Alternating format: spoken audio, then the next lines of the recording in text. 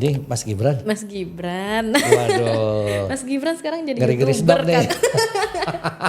Istilah bonus, kan tadi bonus ya. Istilah bonus itu sebetulnya hanya berlaku jika pemerintah memanfaatkan si jumlah anak muda produktif ini. Jika tidak dimanfaatkan, ya bukan jadi bonus, tapi jadi bencana. Bencana demografi. Anak muda yang kayak gimana? Baru dia jelasin, anak muda yang bikin film Jumbo lah, inilah. Nah, rame deh tuh. Anak muda yang kayak Mas Wapres, tiba-tiba jadi Wapres.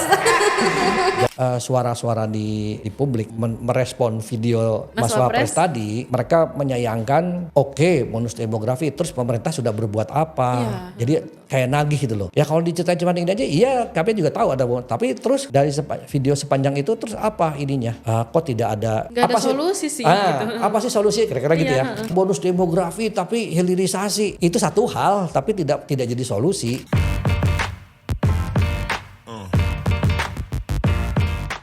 Halo Kang. Halo. Baik lagi Kang, kita ngobrol-ngobrol lagi, udah lama gak ngobrol ya Kang. Aduh.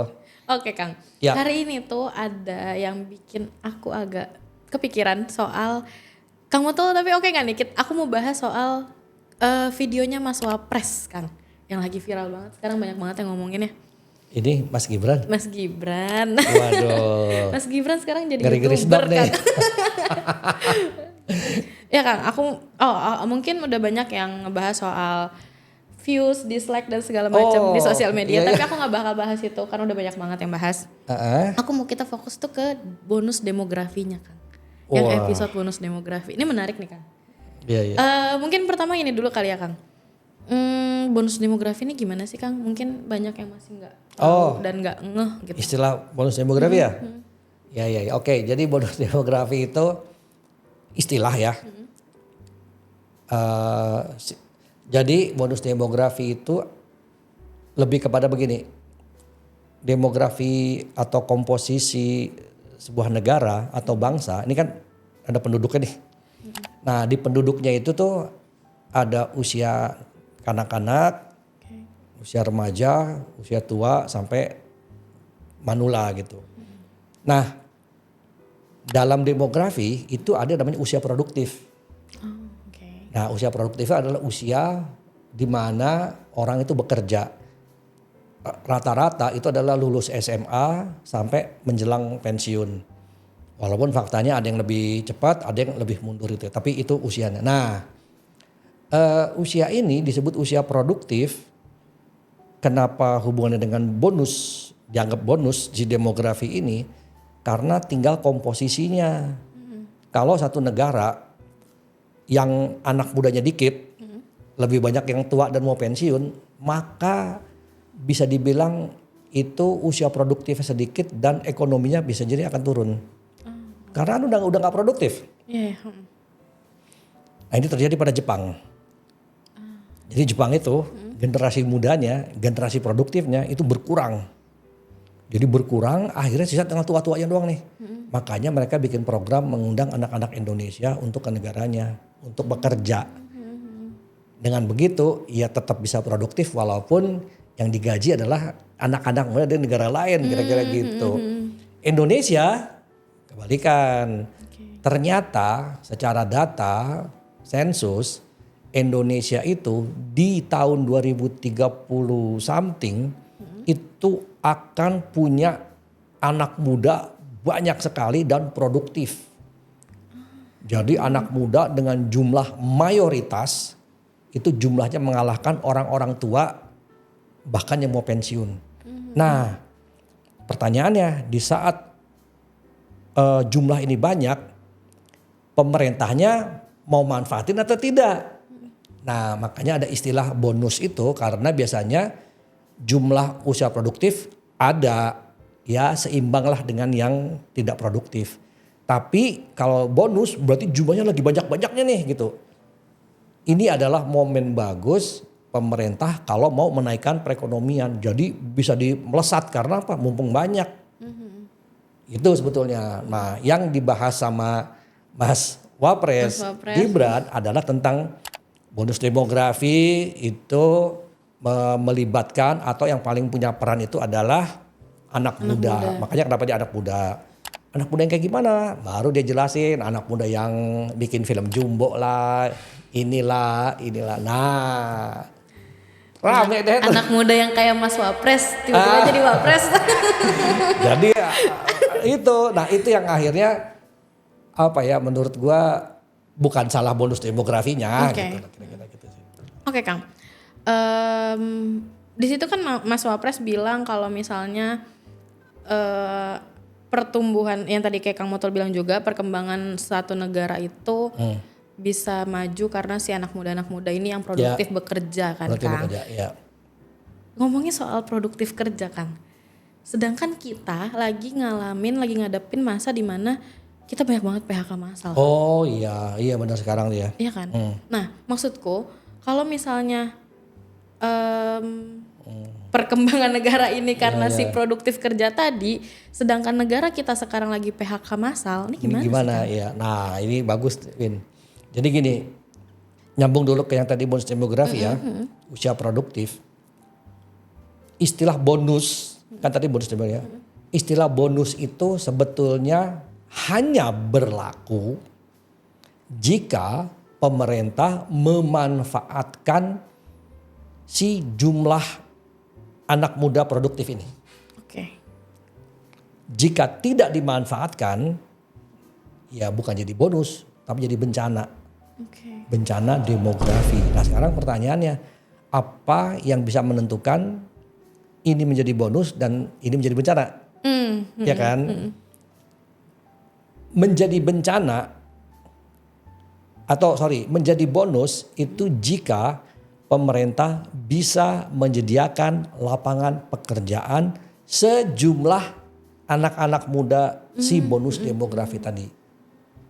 Oke. Jadi ketika lagi tumbuh katakanlah gini nih. Katakanlah akan ada 1 juta anak muda siap kerja, produktif, siap. Tiba-tiba lapangan pekerjaannya cuma ada 300.000. Dari 1 juta 300.000. Lah berarti 300.000 nganggur. Benar. Itu bencana. Oke. Karena pengangguran itu beban negara. Nanti dari pengangguran itu si anak akan membebani orang tuanya yang lagi mau pensiun. Karena dia membebani orang tuanya, akhirnya orang tuanya yang tadinya niat mengisi masa tuanya dengan ini itu jadi enggak. Spending berkurang, tabungan kegerus. Udah punya tabungan kegerus lah orang pakai buat anaknya kan. Buat nanti kriminal. Betul. Itu kacau lagi, lebih parah lagi judi meningkat, nganggur, apa nih kerjaan paling jajan judi, peruntung gitu lah. Jadi berantakan. Nah, baru nyambung kayak kamu tadi, lah terus bagaimana nih hubungannya dengan bonus demografi, lapangan pekerjaan sementara sekarang banyak PHK massal gitu. Nah, betul banyak sekali dan agak branding gitu ya. Betul. Nah, menurut gua ini sebetulnya harus jadi concern banyak pihak. Karena bagaimanapun situasi pengangguran ini nih akan menjadi bencana sebuah bangsa gitu. Bahwa ini harus diatasi, mau tidak mau harus diatasi. Sebelum masa bonus demografi ini datang. Kebayang nih misalkan si PHK tadi itu, saya nggak tahu ya jumlahnya berapa. Tiba-tiba nambah, tahun depan nambah, belum berhasil diserap, udah nambah lagi, datang lagi nih si bonus demografi, jebret, karena jumlahnya banyak sekali. Itu kalau nggak segera diatasi dengan membuka banyak, itu pengangguran, itulah bencana demografi. Oke. Dan itu menakutkan sebetulnya. Berarti kan ini PR banget buat pemerintah ya Kang? Ya. Oke, sekarang angka pengangguran tuh banyak banget Kang. Banyak. Dan tadi kan bisa jadi kemungkinan kalau misalnya ini nggak diatasi dengan baik, tadi Kang Motol bilang bisa jadi bencana buat kita. Iya. Terus gimana Kang? Iya. Nah itu makanya kalau suara-suara di publik merespon video Mas Wapres tadi, mereka menyayangkan bonus demografi, terus pemerintah sudah berbuat apa. Jadi kayak nagih gitu loh. Ya kalau diceritain cuma ini aja, iya kami juga tahu ada bonus. Tapi terus dari video sepanjang itu terus apa ininya? Kok tidak ada Nggak ada apa sih? solusi sih gitu. Apa sih solusi kira-kira gitu Iya, ya? Nah mungkin gue coba melihat dari angle lain. Jadi gue bukan mau main aman. Ini karena ngomongin Mas Wapres. Aman juga sih daripada gue dicegat di jalan gitu ya. Jadi gini, untuk mencari jalan keluar agar bonus demografi ini tidak menjadi bencana demografi. Sebetulnya satu-satunya cara yang paling pas dan paling tepat dan bisa dilakukan segera itu adalah membangun sebanyak-banyaknya atau membuka sebanyak-banyaknya lapangan pekerjaan. Itu kuncinya. Jadi ibaratnya gini, Win, ketika orang mau kerja, lu nggak ngasih kerjaan, itu problem gitu. Iya. Di saat ini anak lagi pengen kerja, lagi semangat, lu kasih kerjaan, oh ini bagus. Wah ternyata ini anak bisa ngerjain kasih dua, wah jadi produktif makanya itu. Nah sekarang pertanyaan berikutnya adalah bagaimana caranya Indonesia, pemerintah itu membuka atau membuat banyak lapangan pekerjaan, itu tuh PR sekarang. Nah yang banyak kita nggak perhatikan itu adalah bahwa gelagat ini nih sudah lama terendus oleh pemerintah untuk menyiapkan lapangan pekerjaan. Cuman memang mungkin kita keputus-putus nih. Jadi ini sebenarnya sudah disiapkan sejak eranya Pak Jokowi. Makanya ada yang namanya Undang-Undang Cipta Kerja. Undang-Undang Cipta Kerja itu memang dalam rangka memudahkan investor, perusahaan, pengusaha untuk membuka lapangan pekerjaan. Dengan begitu bisa menyerap tenaga kerja. Sebetulnya itu. Contoh, di Undang-Undang Prakerja itu atau Cipta Kerja itu memang dimudahkan perizinan. Jadi buat investor-investor yang mau bangun. Itu juga ada misalkan kamu mau bikin perusahaan lah. Saya pengen bikin ini nih konveksi jahit misalkan gitu. Dari konveksi jahit kamu bisa menyerap katakanlah pegawai berapa 100 orang gitu. Ketika izin zaman dulu tuh jadi panjang tuh. Oh susah. Panjang, susah, syaratnya ribet lah gitu loh. Waduh, harus begini, danu gitu. Harus punya PT lah, punya ribet lah. Membuat orang jadi nggak jadi bikin perusahaan atau kalaupun bikin diem-diem. Nah repotnya kalau diem-diem itu adalah biasanya nggak bayar pajak. Ya jadi udah masuk kantong aja. Nah itu yang sebenarnya mau dicari. Jadi bagaimana caranya dimudahkan orang membuka usaha. Itu pertama. Yang kedua, dimudahkan kalau ada investor mau masuk, terutama investor asing. Asing itu gini, Indonesia itu punya banyak tenaga kerja produktif, tapi levelnya masih pegawai dan buruh.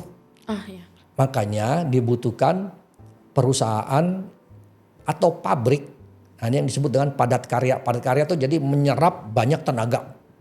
Jadi kamu bayangin kalau pabrik itu kan ketika nerima pegawai itu bisa ribuan tuh, bruk.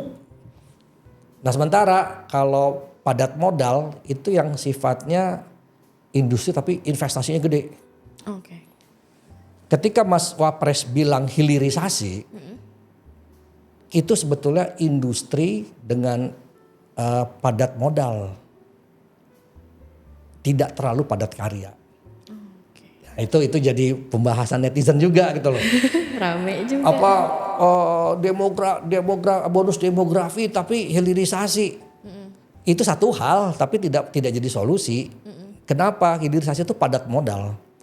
Kenapa padat modal? Karena untuk mengolah bahan mentah menjadi bahan siap pakai atau bahan baku, hilirisasi ya, mau tembaga apapun, nikel dan lainnya. Itu ternyata harus menggunakan alat dan teknologi yang super mahal.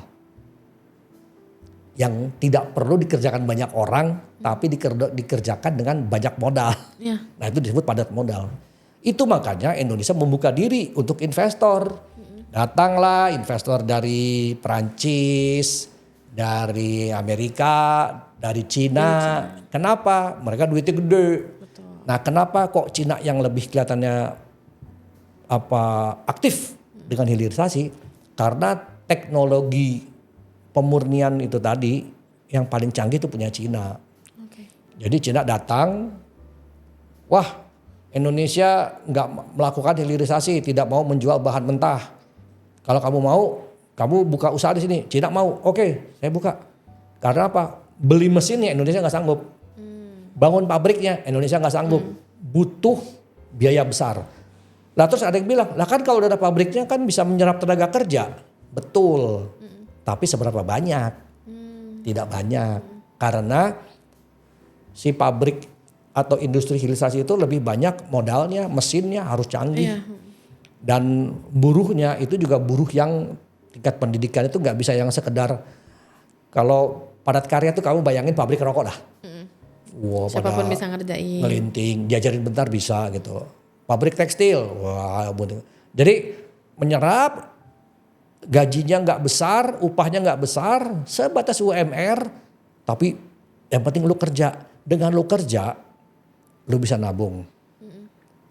Lu nabung, lu akan bisa yang namanya nyicil. Oke. Nyicil itu muter ekonomi. Iya. Nah itu maksudnya loh. Kamu belanja, beli. Nah dengan begitu itu disebut perputaran ekonomi berputar. Nah kalau ada banyak buruh-buruh tadi yang nabung, nyicil, itu kan ekonomi berputar. Gitu maksudnya. Nah kalau hilirisasi, masuknya kemana? Lebih ke kas negara. Karena pendapatan negara besar sekali. Nah pertanyaannya, setelah besar, akankah ini dipakai buat membuka industri-industri baru? Bisa-bisa aja. Oke. Kira-kira gitu hubungannya. Nah sekarang selain Undang-Undang Cipta Kerja, apalagi banyak yang orang nggak melihat sebetulnya ada tren unik nih di Indonesia, terutama Gen Z. Apa coba? Banyak anak mudanya itu tidak tertarik menjadi pegawai, Iya. ya kan? Buat mereka adalah aku mau usaha sendiri kok. Buka usaha sendiri. Buka usaha sendiri. Paling gampang yang nggak perlu modal, nggak perlu ini adalah jadi reseller. Pertanyaan yang menjadi masalah adalah yang di reseller ini barang-barang Cina, Iya. bukan barang UMKM. Jadi akhirnya ya yang untung Cinanya nih gitu. Nah dugaan gua perlahan-lahan tren ini akan bergeser. Jadi ketika pemerintah udah mulai membatasi produk-produk dari Cina, dari luar negeri untuk dijual di sini, bukannya nggak mungkin mereka akan pindah ke produk-produk dalam negeri. Contoh, dulu tuh gue inget banget ada banyak banget orang reseller parfum-parfum dari Korea, dari Cina, pre-order gitu ya. Tiba-tiba sekarang ada banyak parfum buatan lokal. Brand lokal yang enak-enak banget. Enak-enak banget gitu loh. Maksud gue itu mengencourage orang. Wah ternyata laku nih, akhirnya dia bisa beli. Jam tangan, ada buatan lokal. Sepatu, ada buatan lokal. Banyak lah. Celana, aduh banyak lah. Nah dugaan gua ini menjadi lahan baru buat para reseller tadi untuk ke sana. Oke. Nah tinggal bagaimana si reseller ini, katakanlah dugaan gue ya, mayoritas pasti nggak ada izin usaha dan nggak bayar pajak gitu ya.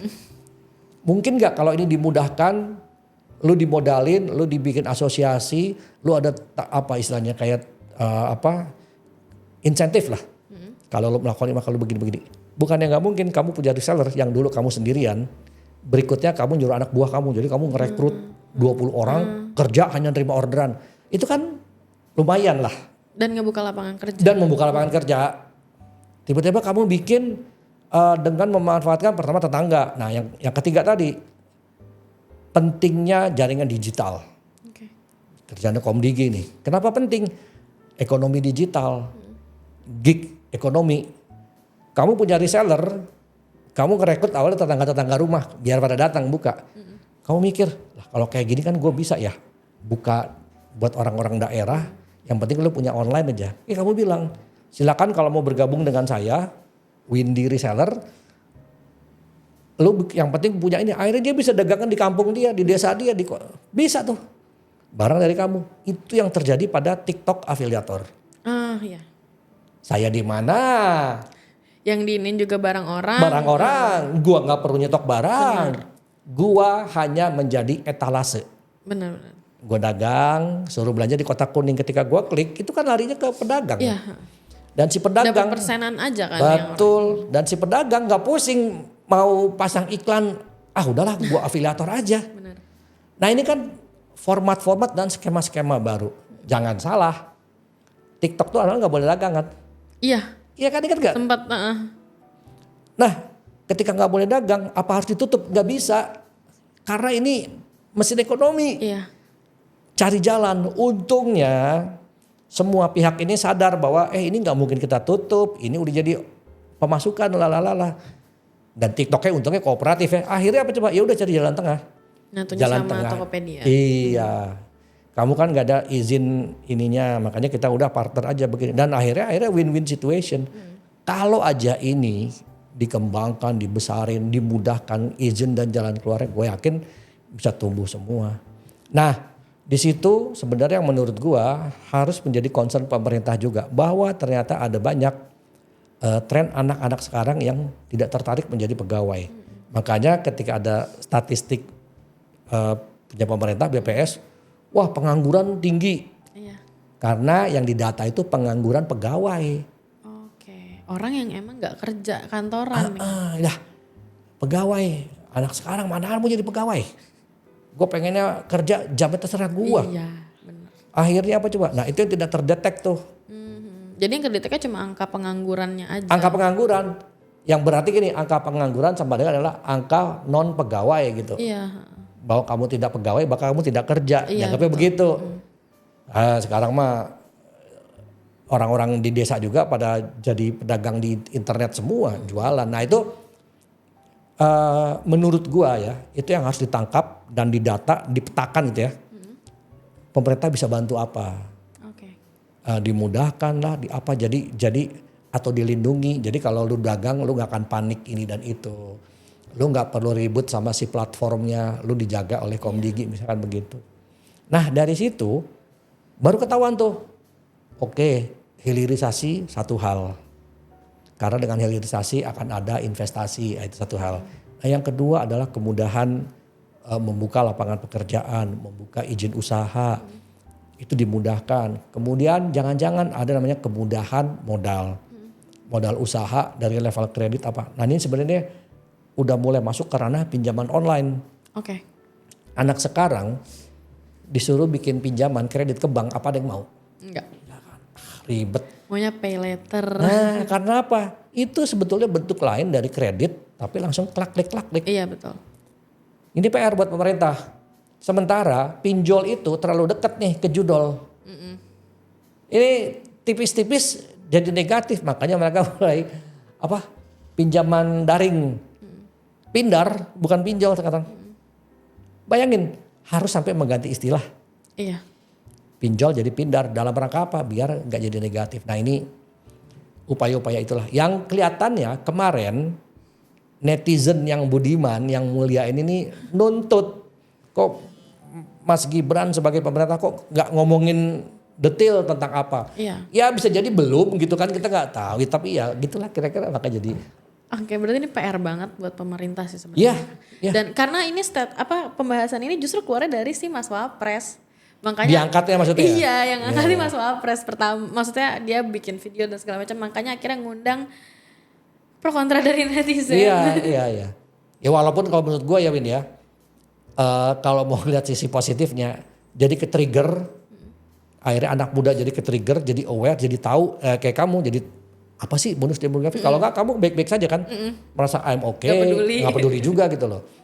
Oh satu lagi sebetulnya peluang menampung anak-anak muda ini sebetulnya suka nggak suka, setuju nggak setuju adalah kabur aja dulu. Iya betul. Bagaimanapun gua sih yakin anak-anak Indonesia itu capable kok, selain kuliah ya, itu kerja di negara lain tuh oke.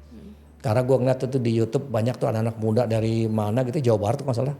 Itu kerja di Jepang, itu disukai orang-orang Jepang. Iya. Dan mereka punya penghasilan dan itu kan terserap walaupun jumlahnya nggak banyak.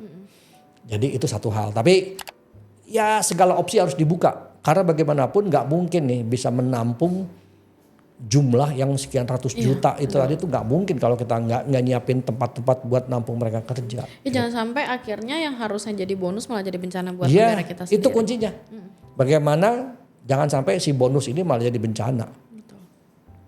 Nah, satu yang menurut gua penting dan juga harus dibahas bareng-bareng adalah tentang pemanfaatan kekuatan anak muda di bidang kreatif. Oke. Karena bagaimanapun ini nyambung tuh, anak-anak kreatif tuh kadang kala menurut gue ya nggak suka ngantor. Benar. Mereka suka buka studio sendiri. Nah, gimana caranya harus difasilitasi. Jadi konteks atau sektor ekonomi kreatif ini menurut gua sudah bukan lagi sekedar jargon. Ekonomi kreatif udah nggak bisa sekedar misalnya nih ngomongin IP. Wah IP enggak. Tapi harus dipikirkan oleh pemerintah bagaimana skema pinjaman atau skema kredit untuk anak-anak muda yang ingin membangun usaha ekonomi kreatifnya yang kalau kamu pinjam ke bank itu nggak dikasih. Iya, karena masih muda juga, belum Masih ada muda. perhitungan penghasilan.